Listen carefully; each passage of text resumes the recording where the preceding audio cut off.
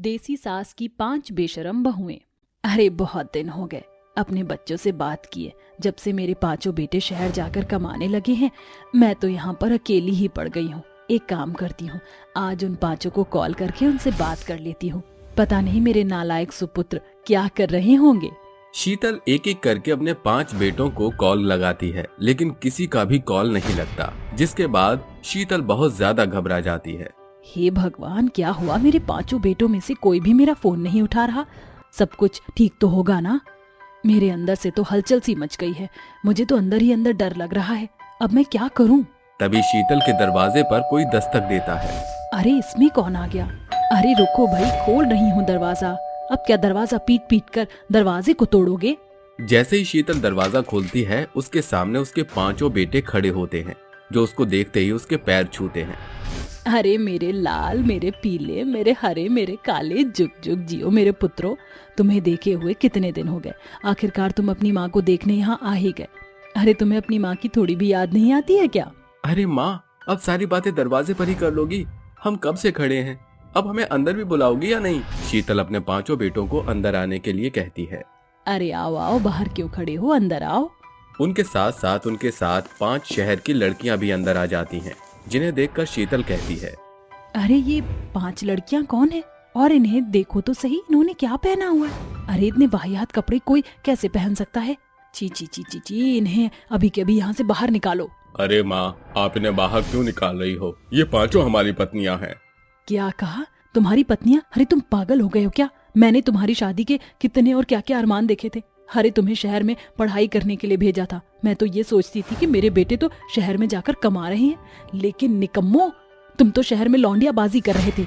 ऊपर से शहर की लड़कियों से शादी करके उन्हें घर भी ले आए। अरे माँ, ये शहर की लड़कियां तो हैं, लेकिन बहुत अच्छी हैं। इनका दिल भी बहुत अच्छा है। अरे हमारे गांव में क्या लड़कियों की कमी पड़ गई थी जो तुमने शहर की लड़कियों से शादी कर ली? अरे माँ जी, आप भी ये कैसी बातें कर रही हो? हमने छोटे कपड़े पहने, इसका मतलब हमारे अंदर संस्कार नहीं है क्या? अरे खड़ी क्यों हो? चलो जल्दी से माँ जी के पैर छू लो। वो 5 तुरंत शीतल के पैर छूती हैं। अच्छा, चलो ठीक है। अब मैं क्या बोलूं? पहले ही मेरे सारे अरमानों पर पानी फेर दिया है। मेरे सपने चूर चूर कर दिए हैं। अरे माँ, अब मान भी जाओ, क्यों इतना गुस्सा हो रही हो? देखना हमारी पत्नियां आपका कितना अच्छे से ख्याल रखेंगी। हाँ, बस यही दिन देखने के लिए रह गए थे। अरे ये शहर की लड़कियां अपना तो ख्याल रख लें पहले, मेरा तो क्या ही रखेंगी। और हाँ, अपनी पत्नियों को समझा दो थोड़ा ढंग के कपड़े पहने घर के अंदर। अरे अगर मोहल्ले के लोग देखेंगे तो पता नहीं क्या सोचेंगे। ओहो माँ जी, आप तो हमारे कपड़ों पर हाथ धोकर पीछे पड़ गई हो। और इन कपड़ों में क्या बुराई है? देखो कितने फैशनेबल है, और ऐसे कपड़े बहुत मुश्किल से मिलते हैं। मैंने ये ड्रेस बड़ी मुश्किल से ढूंढी थी मार्केट में। हे भगवान, ये सब क्या हो रहा है? मेरे तो सर में दर्द हो रहा है। मैं अपने कमरे में जा रही हूँ, और तुम अपनी पत्नियों से कह दो कि अपने कमरे में जाकर आराम कर ले। शीतल अपने कमरे में चली जाती है, जिसके बाद वो अपने आप से कहती है। हे भगवान, ये क्या अनर्थ कर दिया है मेरे बेटों ने। मैं तो सोचती थी कि अपने बेटों की शादी संस्कारी और गांव की लड़कियों से करवाऊंगी, जो मेरे इस घर को अच्छे से संभाल सके। लेकिन इन्होंने तो शहर की लड़कियों से शादी करके मेरे सारे अरमानों का कचरा बना दिया।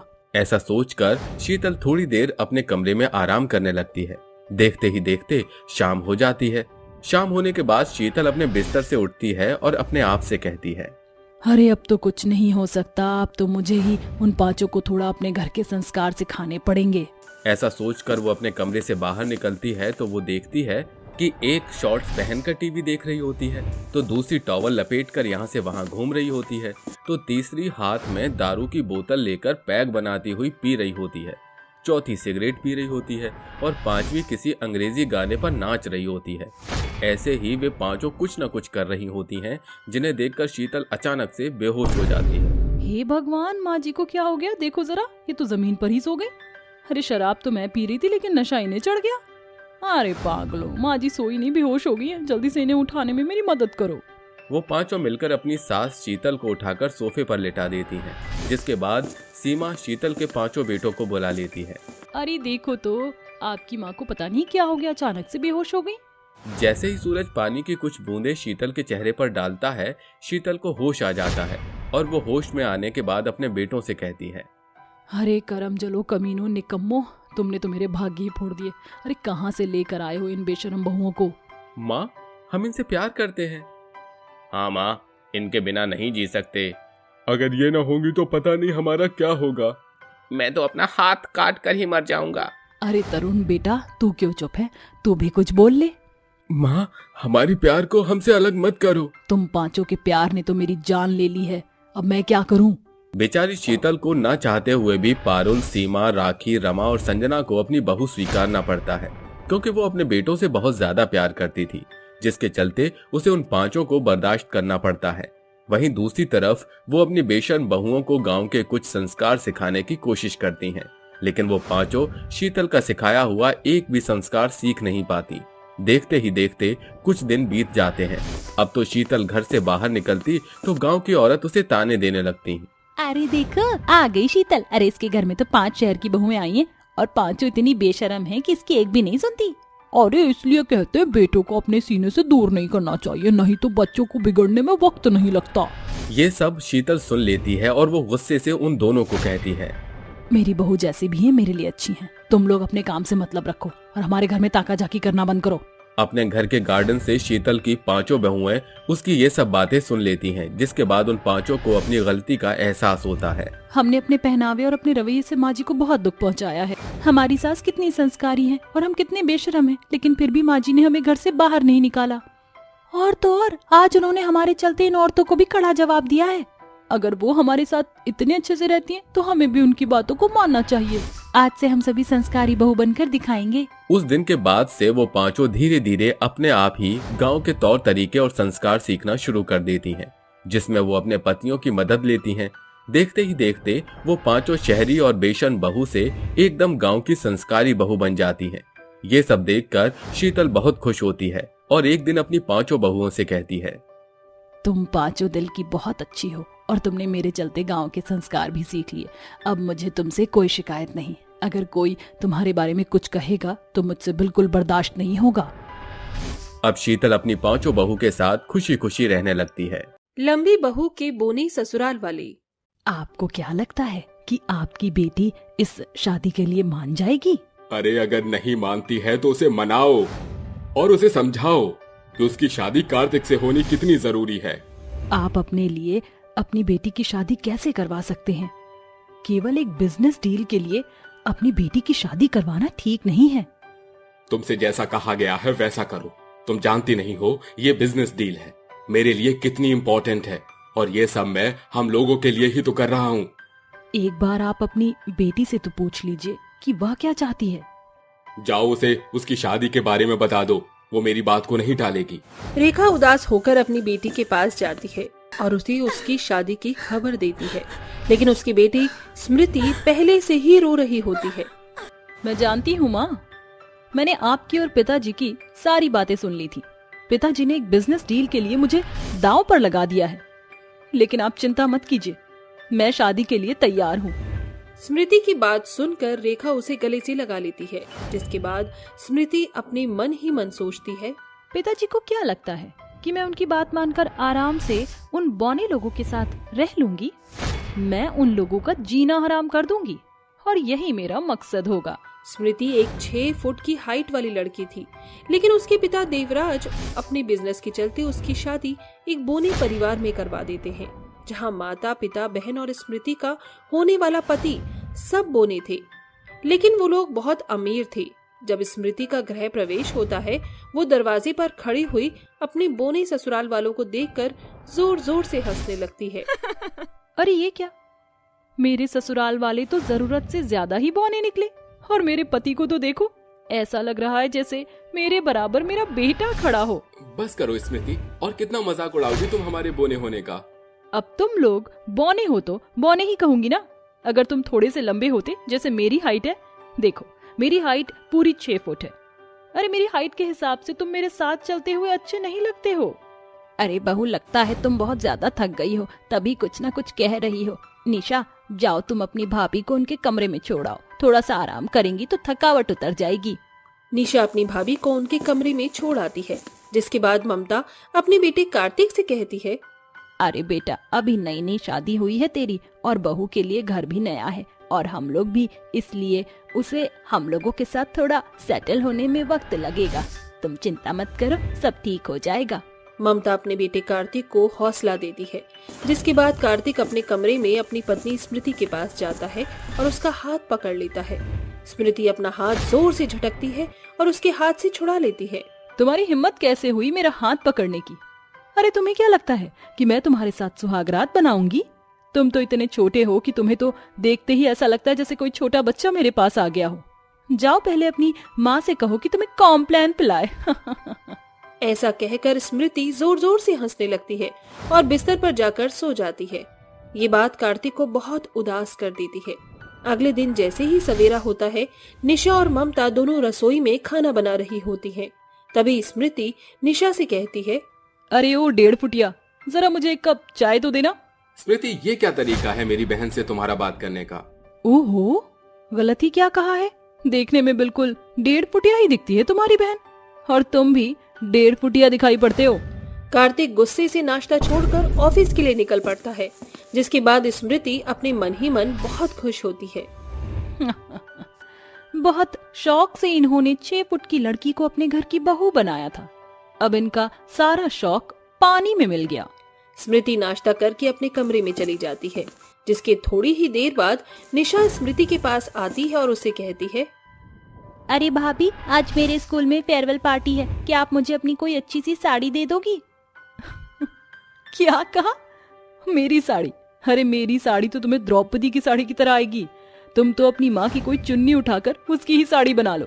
एक तो तुम इतनी बौनी हो, तुम्हें साड़ी की क्या जरूरत है? तुम्हारे लिए तो चुन्नी ही काफी होगी। स्मृति निशा का मजाक उड़ाती है, जिसके बाद निशा चुपचाप वहाँ से चली जाती है और अपनी अच्छी सी ड्रेस पहनकर फेयरवेल पार्टी के लिए निकल जाती है। वहीं दूसरी तरफ उसके जाने के बाद स्मृति अपने आप से कहती है, आज तो बहुत अच्छा दिन है, मौसम भी अच्छा है। एक काम करती हूँ, अपने लिए थोड़ी शॉपिंग करने के लिए चली जाती हूँ। इन बौने लोगों को देख देख कर तो मैं बोर हो गई हूँ। थोड़ा बाहर जाऊंगी तो अच्छा लगेगा। ऐसा सोचकर स्मृति शॉपिंग करने के लिए निकल जाती है। वो दिन भर अपने लिए कई सारे कपड़े खरीदती है और कई सारी नई नई सुंदर सुंदर साड़ियाँ खरीदती है। एक मॉल में वो एक साड़ी पहन कर देखती है। अरे वाह, 6 फुट की हाइट होने की वजह से यह साड़ी मेरे ऊपर कितनी खिल रही है। इसे तो मैं जरूर पहनूंगी। स्मृति साड़ी लेकर वापस अपने घर की तरफ निकलने लगती है। जैसे ही वो सड़क पार करके अपनी कार के पास पहुंचने वाली होती है, तब ये कार बहुत तेजी से आती है और स्मृति से उसकी टक्कर हो जाती है। कुछ लोग स्मृति को उठाकर हॉस्पिटल में एडमिट कर देते हैं, जिसके बाद डॉक्टर स्मृति का इलाज करना शुरू कर देते हैं। वहीं दूसरी तरफ स्मृति के एक्सीडेंट के बारे में उसके ससुराल वालों को भी पता चल जाता है और वो सभी हॉस्पिटल में पहुंच जाते हैं। तभी डॉक्टर कार्तिक के पास आते हैं और उससे कहते हैं, देखिए, एक्सीडेंट के दौरान जिस कार से आपकी पत्नी का एक्सीडेंट हुआ था, वो कार आपकी पत्नी के पैरों पर चढ़ गई है, जिसकी वजह से उनके दोनों पैर खराब हो गए हैं। अब वो कभी नहीं चल पाएगी। ये सुनकर कार्तिक और उसका परिवार बहुत परेशान हो जाता है, जिसके बाद वो सभी स्मृति से मिलने के लिए उसके पास जाते हैं। चिंता मत करो बहू, सब ठीक हो जाएगा, ऊपर वाले पर भरोसा रखो। डॉक्टर ने कहा है कि तुम अब कभी नहीं चल पाओगी, लेकिन अमेरिका में मैंने कई सारे ऐसे केस देखे हैं जिनमें डॉक्टर ऑपरेशन करके लोगों को चलने लायक बना देते हैं। मैं तुम्हारा इलाज अमेरिका से करवाऊंगा। ये सब सुनकर स्मृति की आंखों में आंसू आ जाते हैं और वो रोती हुई कहती है, ये सब मेरी ही करनी का नतीजा है। मैं दिन रात आप लोगों की हाइट को लेकर बोला करती थी और आपका मजाक उड़ाया करती थी। आज भगवान ने मुझसे मेरे ही पैर छीन लिए। अरे भाभी, आप ऐसा क्यों सोचती हो? आप तो आज भी पूरे 6 फुट की हाइट वाली हो, जिसे कोई कम नहीं कर सकता। देखो स्मृति, तुम कल भी मेरी पत्नी थी और आज भी मेरी पत्नी हो। मुझे इस बात से कोई फर्क नहीं पड़ता कि अब तुम्हारे पैर नहीं रहे, लेकिन मैं पूरी कोशिश करूंगा कि मैं तुम्हारे पैरों का इलाज करवा सकूं। ये सब सुनकर स्मृति को अपनी गलती का पछतावा होता है और वो अपनी सास, अपने पति और अपनी नंद से माफी मांगते हुए कहती है, मुझे माफ कर दीजिए, मुझसे बहुत बड़ी गलती हो गई। जितना मैंने आप सभी को नीचा दिखाया, आप सभी ने हमेशा मुझे उतना ही ऊपर रखा। आज मुझे अपनी गलती का पछतावा है, हो सके तो मुझे माफ कर देना। अरे बहू, तुझे माफी मांगने की कोई जरूरत नहीं, हम कल भी तेरे साथ थे और आज भी तेरे साथ ही रहेंगे। कार्तिक स्मृति को व्हीलचेयर पर बैठाकर घर ले आता है, जिसके बाद कार्तिक स्मृति को अमेरिका ले जाकर उसके पैरों का इलाज करवा देता है। जिसके बाद स्मृति पहले की तरह चलने फिरने लगती है और अपने परिवार के साथ खुशी खुशी रहने लगती है। सास बहू की लस्सी कुआं। सरिता, हम सभी जन इस नतीजे पर पहुंचे हैं कि अब हम तुम्हारे गाय के दूध से बने छाछ इत्यादि नहीं लेंगे। अरे किशन बाबुआ, ऐसन का जब नहीं करो। तुम ग्राहकों की बदौलत ही तो हम गरीब बेसहारा सास बहुरिया को 2 दफा की रोटी पानी मिलवत है। आहा, देखो सरिता मौसी, गांव का चप्पा चप्पा के ई बात जान पड़ गई है कि तुम्हारी गाय भैंसन के झुंड बेतहासा बीमार हैं। अब बीमार गाय के दूध का छाछ पी के बीमारी के बिछौने पर थोड़ी पड़े के है। ऐसा कहकर सभी जन वहाँ से रुखसत हो जाते हैं। बेचारी बूढ़ी सास मत्थे पर हाथ धरे खटाल में बंधे गाय भैंस को एकटक ताकते हुए कहती है, जाने ई ऊपर वाला हम बेसहारा सास बहुरिया से कौन से जन्म का बैर निकलत है। माँ जी, लगता है सृष्टि के रचयिता ने सारा दुख हम सास बहू के झोली में ही डाल दिया है। बहुरिया, यही दुखड़ा धंधा से तो हम दोनों जौन 4 पैसा जोर बटोर पावत रहे, वो कमाई का द्वार बंद पड़ गया है। गौरी धन्नो सब एक संग बीमार हुई गई। आखिरकार सरिता की सभी गाय भैंस एक संग बीमार कैसे हुई? ये महज एक हादसा है या फिर किसी की सोची समझी साजिश? आइए समय में कुछ कोस पीछे चलते हैं। ये कहानी है सज्जनपुरा गांव की, जहां सरिता और रमैया नामक 2 सास बहू रहती थी। सालों पहले सरिता के पति का स्वर्गवास हो चुका था। ऐसे में कुछ समय बाद एक दुखद दुर्घटना में सरिता का बेटा श्रवण भी चल बसा। इस घटना के बाद सास बहू गहरे सोग के सागर में डूब गई। इस गम से उभरने में उन्हें सप्ताह लग गए। सरिता के पास कुछ गाय और भैंस थी। सास बहू ने उसे भी जीविकोपार्जन का जरिया बना लिया। उसी गांव में माखन नामक एक मक्खर अहिर रहता था। वह पेशे से ग्वाला था। ससुरी चिंदी चोर खाने की खेत में भरकर चारा खाती है और दूध देने में आनाकानी करती है। अरे दैया, काहो माखन, बेजुबान जानवर के ऐसे मारत कूटत तोहर कलेजा तनिक भी नहीं कोसत कचोटत है। अरे मैं अपनी गाय को मारूं या लताड़ूं, तुम कौन होती हो बीच में टांग अड़ाने वाली? चलो भागो यहाँ से। अरे हम तो ये खुशियां बांटे आयल रही। हमरी धन्नो बचिया को जन्म दी है, उके दूध से बना छेना बर्फी बना कर लाए हैं। हो गए, अब चलती बनो यहाँ से। माखन का बुरा बर्ताव देखकर सरिता वहाँ से चल देती है। गुस्से में मादा हुआ माखन जोरों शोरों से पांव पटक कर कहता है, ये मेरे दूध का धंधा चौपट होता जा रहा है और ये दोनों सास बहू दिन दुगनी रात चौगनी तरक्की कर रही हैं। इन दोनों सास बहू की सफलता मेरे धंधे के लिए फांस बन चुका है।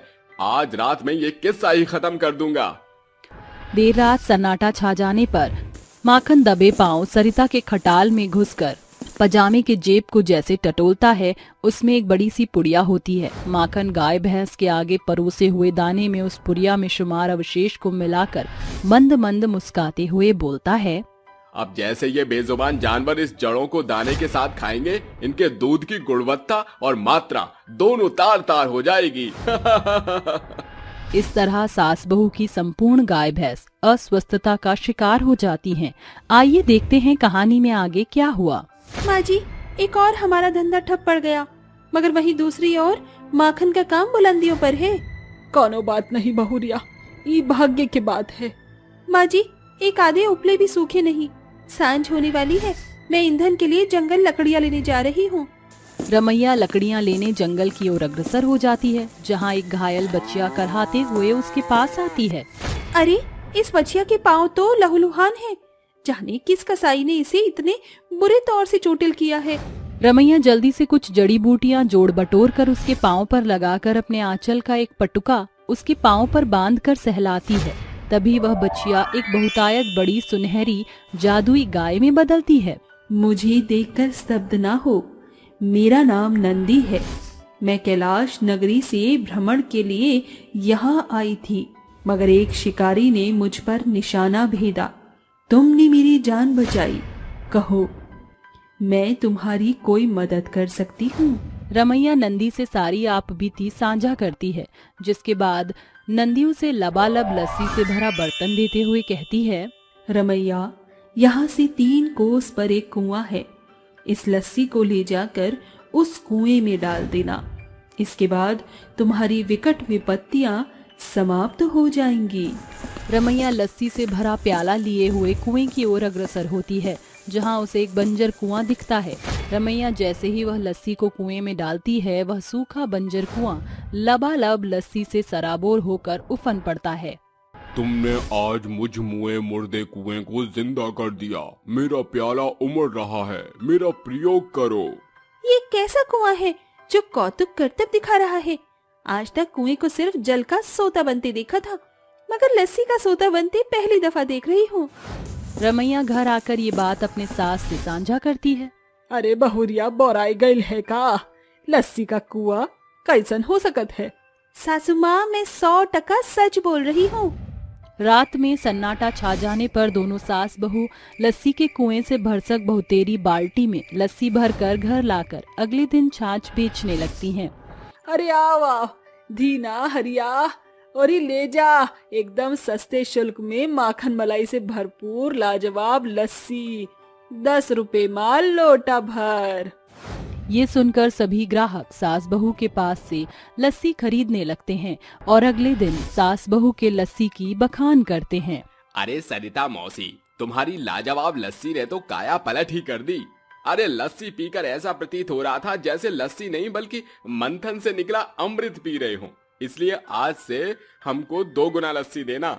अरे काहे नहीं किशन बबुआ। गांव के किसी भी तबके को ये खबर ना थी कि वह छाछ कुएं से मिल रहा था। निष्दिन के साथ सास बहू के लस्सी की बड़ाई बढ़ती गई। साथ ही लस्सी से मिलने वाली लागत से धीरे धीरे उनकी माली हालत भी स्थिर होने लगी। ये देख बदले की भावना में तिलमिलाता माखन कहता है, इनकी गाय की अवस्था तो अभी भी मरियल है, तो इतनी मात्रा में लस्सी कहाँ से आ रही है? ये सास बहू कोई तो खिचड़ी पका रही हैं। उस रात माखन सास बहू के दरवाजे से सटा छिपकर उनके बाहर आने की बाट जो रहा था। तभी सास बहू बाल्टी लिए निकलती हैं। ये दोनों सास बहू बाल्टी लेकर चोरों की नाई कहाँ जा रही हैं? आज तो इनका कच्चा चिट्ठा जानकर रहूंगा।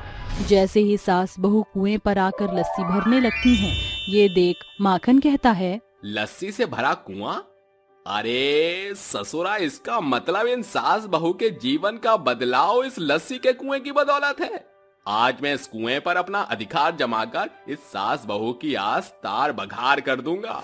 जैसे ही सास बहू लस्सी से लबालब भरी कुएं से बाल्टी भरकर घर की ओर बढ़ती हैं, माखन वहां आकर कहता है, ए लस्सी से भरे लबालब कुएं, अब से केवल तू मुझे लस्सी देगा। अब मैं इस लस्सी के कुएं से लाखों की कमाई करूंगा। माखन की स्वार्थी सोच सुनकर लस्सी का कुआं खौलते दूध में तब्दील होकर उफनते हुए उसके शरीर पर पड़ जाता है और करहाता हुआ जमीन पर वो चित्त हो जाता है। अरे अरे अरे, मेरा चेहरा, मेरा शरीर, अरे बचाओ, अरे बचाओ। माखन की आवाज जैसे ही सास बहू के कानों में पड़ती है, माँ जी, लगता है कोई कर रहा है। आवा, कुआं के निकट से आवत है। दोनों फौरन वहां आती हैं। अरे माखन, तू ये कुआं के पास क्या करत है? ये अपना स्वार्थ साधने के मंसूबे से यहाँ आया था। ये लस्सी का कुआं केवल लाचार लोगों को मदद करता है, तुम जैसे लोभी लालचियों का नहीं। अब जब कभी तुम अपने चेहरे पर पड़ी ये चकत्ते देखोगे, तुम्हें तुम्हारी गलती का आभास होगा। माखन के लालची स्वभाव के लिए लस्सी का कुआं एक सबक बन जाता है। वही आज तक वह लस्सी का कुआं सास बहू की कमाई का श्रेय है। आज सास बहू की किस्मत उस लस्सी के कुएं के कारण बुलंदियों पर है। सास के घर आई 9 देवी बहुएं। अजी क्या हुआ? आप किसी गहरे सोब के सागर में डूबे दिखाई दे रहे हैं। अरे कुछ नहीं ममता, विपिन के बारे में सोच रहा था। उसके पालन पोषण में हमने कोई कमी कसर नहीं की, बावजूद इसके आज वो हमारे साथ नहीं है। अजी कलेजा तो मेरा भी बहुत कचोटता है। 7 समंदर पार जो बैठा है हमारा बेटा, उसने भले अपने बूढ़े माँ बाबूजी को भुला दिया हो, मगर माँ बाप बच्चे को कहाँ भूलते हैं। ये कहानी है अलकनंदा गांव में रहने वाले बूढ़े दंपति गजोधर और ममता की।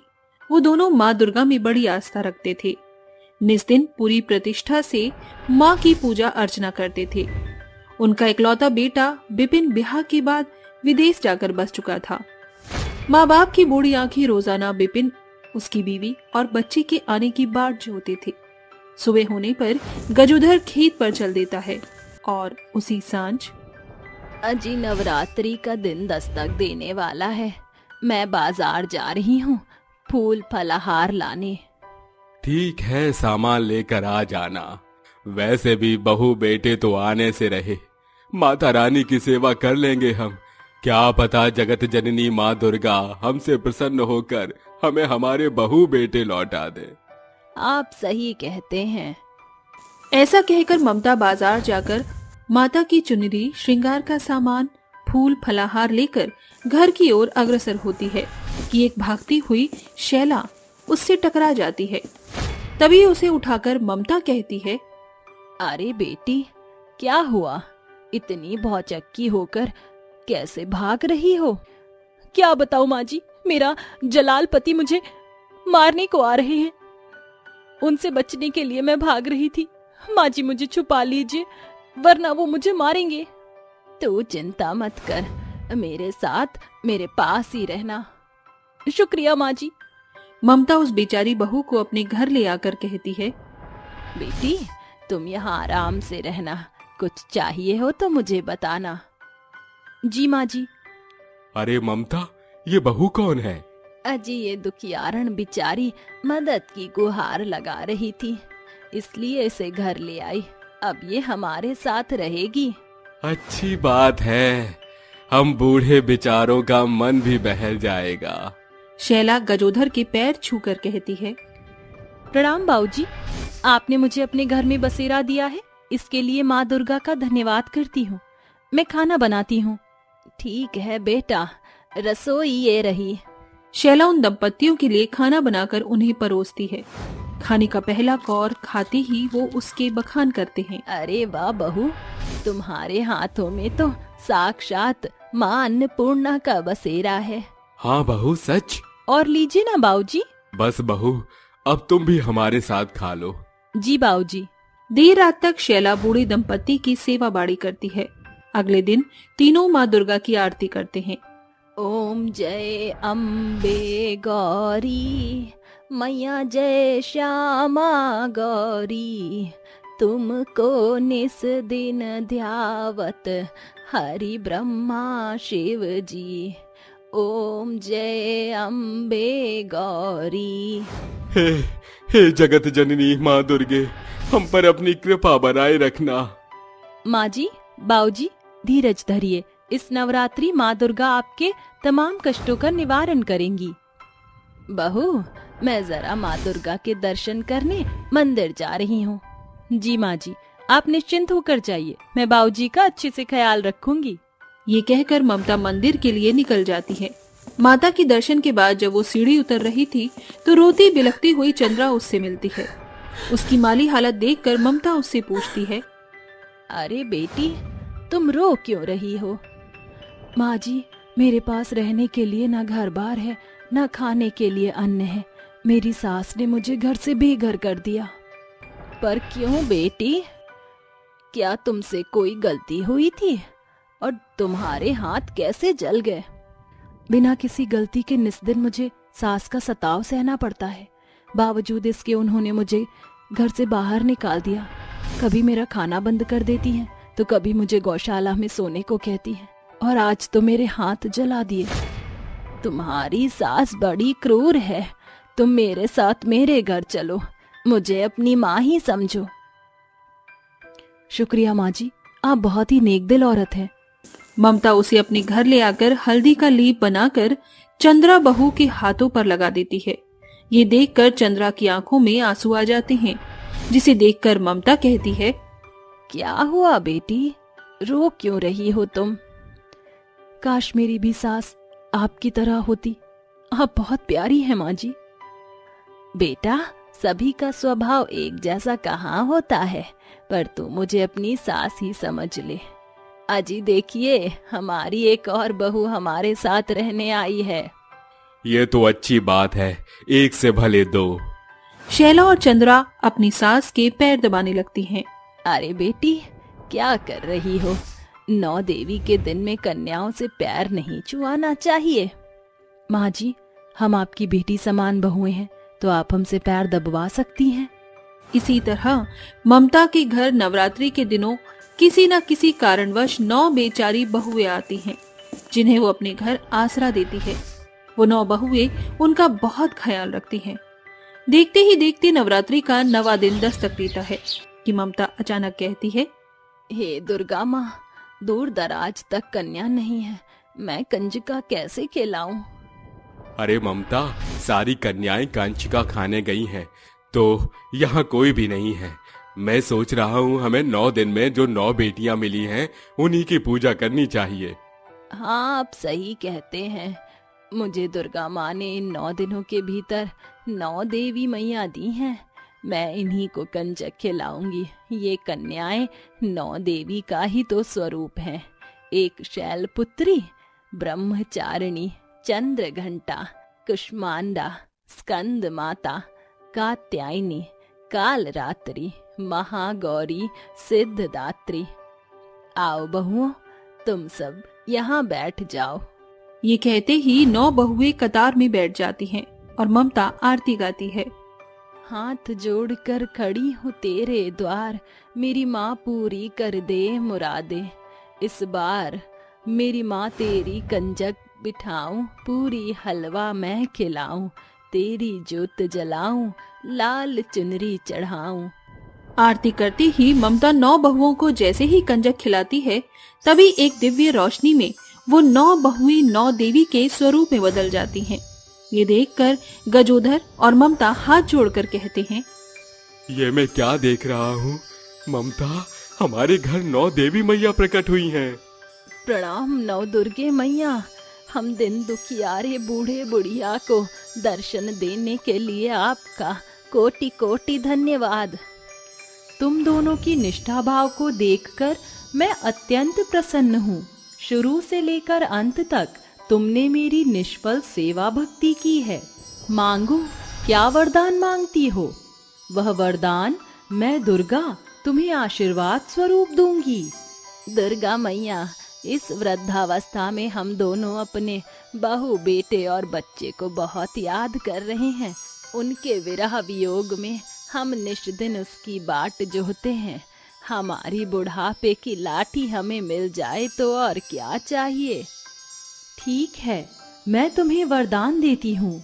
तुम्हारे बहू बेटे जो तुम्हें छोड़कर दूर दराज बैठे हैं, वह जल्द ही तुम्हारे पास लौटेंगे। धन्यवाद माता।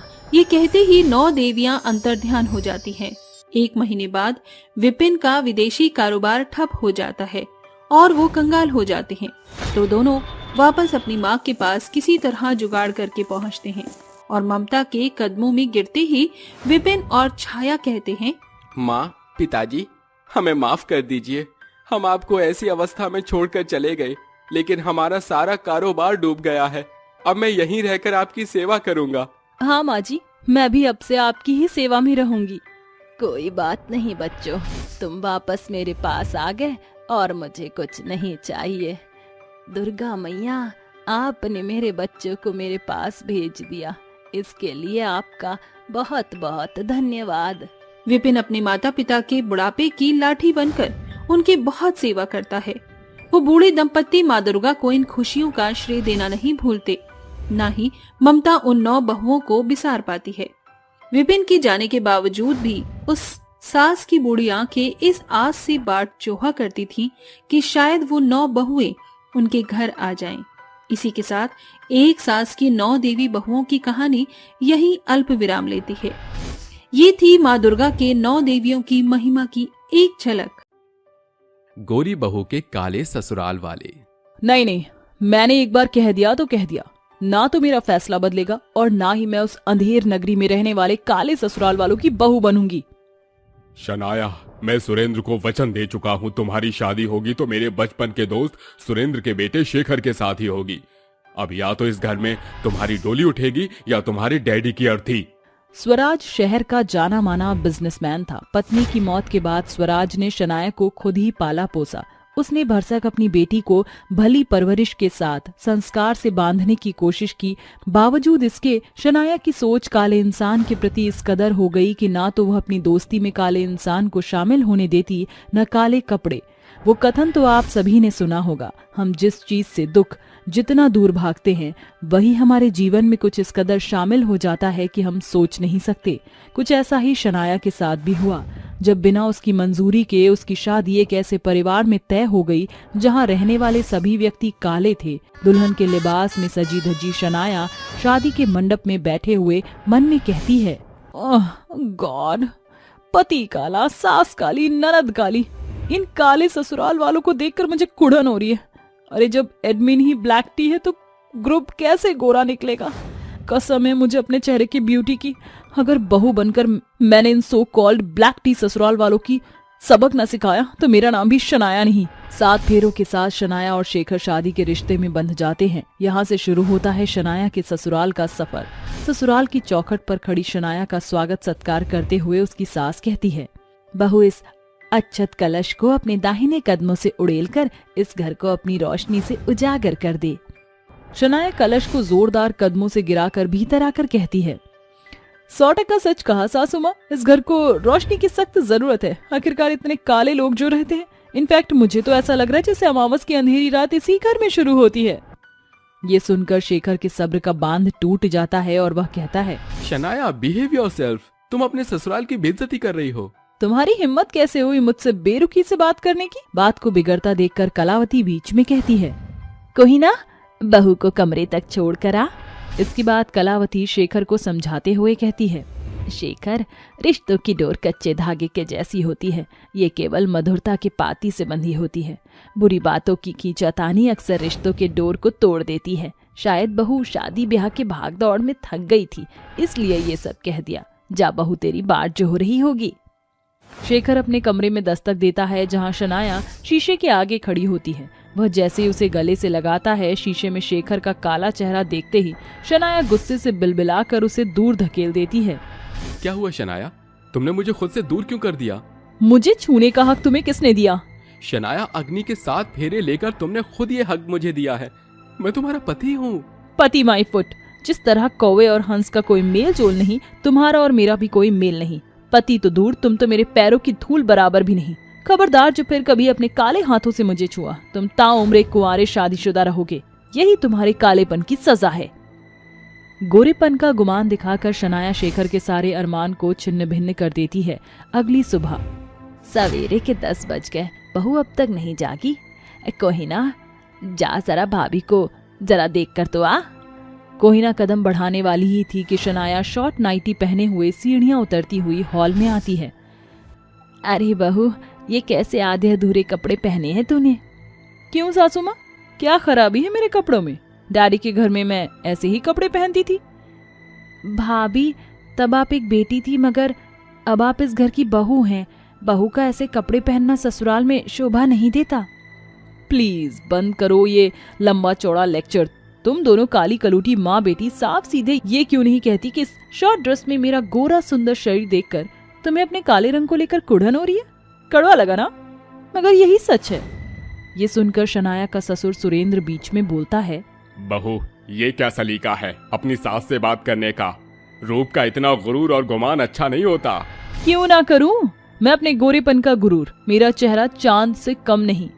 शायद तो भूल गई है बहू, जगत को अपनी चमक से उजागर करने वाले चांद में भी दाग है। ससुर की इस बात के आगे बहू चुप्पी साधने पर मजबूर हो जाती है। समय गुजर जाता है। गोरी बहू किसी न किसी बहाने से अपने काले ससुराल वालों को जली कटी बातें सुनाया करती। एक सांझ की बात है, कोहिना अपनी भाभी के पास आकर हिचकते हुए कहती है, शनाया भाभी, वो कल मेरे कॉलेज का आखिरी दिन है। कॉलेज की पढ़ाई पूरी होने के कारण कल फेयरवेल पार्टी है। प्लीज क्या आप मेरा मेकअप कर देंगी? ये सुनकर शनाया अपनी ननद के कालेपन का ठट्ठा उड़ाते हुए कहती है, क्या कहा? मेकअप? और तुम्हारे काले अंधेरे चेहरे पर मैं चाहे लाख लीपापति क्यों ना कर लूं, उसके बावजूद भी तुम्हारे चेहरे के काले पक्के रंग की काया पलट करना नामुमकिन है। बेमतलब मन की मिठाइयां खाने से भला अपने काले सूरत को किस्मत समझ लो। अपने सांवले सूरत पर शनाया की बुरी टिप्पणी सुनकर कोहिना का कलेजा मुंह को आ रहा था। वह टूटे मन से उस कमरे से निकल जाती है। गुजरते समय के साथ गोरी बहू का गुमान बालू की उस बुलंदी पर जा पहुंचा जो एक झोंके से बिखर जाता है। अपने रूप की और ज्यादा निखारने और संवारने की आतुरता में शनाया भांति भांति के मेकअप प्रोडक्ट लगाती है, मगर किसे खबर थी कि अब जो होने वाला था वह बेहद अलग था। एड की देखा देखी वह एक ब्यूटी प्रोडक्ट मंगवाती है। यस, अब ये ब्यूटी प्रोडक्ट कल सुबह तक मेरा रूप और ज्यादा सुंदर कर देगा, जिसके बाद मैं गोरी बहू अपने दमकते चमकते चेहरे से अपने काले ससुराल वालों का जिया चलाऊंगी और साथ ही मेरे सुंदर चेहरे को सोंजे देखकर मेरे काले पति के दिल पर भी छुरियां चलेंगी। इस सोच के साथ वह ब्यूटी प्रोडक्ट लगाकर सो जाती है, मगर सवेरे जब वह शीशे के सामने खड़ी होती है तो अपने सुंदर रूप पर चितकबरे चकत्ते देखकर उसका चेहरा पीला पड़ जाता है। फौरन ही उसकी आंखों में आंसुओं का सैलाब उमड़ पड़ता है। नहीं, ये नहीं हो सकता, मेरा चेहरा। शोरगुल सुनकर सभी वहां जुट जाते हैं और कलावती कहती है, अरे ये शोरगुल कैसा है? अरे बहू, ये तेरे चेहरे को क्या हो गया? लाख कोशिश के बावजूद शनाया अपने चेहरे को पहले की तरह सुंदर करने में असफल रहती है। नहीं, मैं इस कुरूप चेहरे के बोझ के साथ नहीं जी सकती। इससे बेहतर मेरा मर जाना है। शनाया, शांत हो जाओ, तुम्हारा चेहरा ठीक हो जाएगा। और अगर ऐसा ना भी हुआ तो भी तुम ही मेरी बीवी और इस घर की बहू रहोगी। बहू धीरज धर, कोई ना जाकर हल्दी चंदन का लेप बना, शायद ये दाग धब्बे उससे हट जाए। कोई ना फौरन लेप तैयार करके अपनी भाभी के चेहरे पर उस लेप को लगाकर 2-3 दफा लगाती है, जिससे शनाया की खोई हुई सुंदरता लौट आती है, मगर शर्मिंदगी से झुका उसका सर जमीन में गड़ने को हो रहा था। शादी के पहले दिन से मैंने अपने गोरे रूप का गुमान दिखाने के साथ अपने कटु कड़वे शब्द से आप सभी जन को ठेस पहुंचाई। शायद उसी की सजा ईश्वर ने मुझे सबक के तौर पर दी थी। मैंने जो किया वह माफी के काबिल नहीं, मगर मैं आप सभी से एक मौका चाहती हूँ ताकि मैं एक बहू, बीवी और भाभी होने का फर्ज निभा सकूं। बहू, रिश्तों में तकरार लाजमी है। तुझे अपने किए पर शर्मिंदगी है, यही बड़ी बात है। आज से एक नई शुरुआत करते हैं। अब शनाया का नजरिया पूरे तौर से बदल चुका था। उसने ना सिर्फ ससुराल के सभी रिश्ते समेटे, बल्कि बहू बनकर ससुराल की बागडोर भी बखूबी संभालने लगी।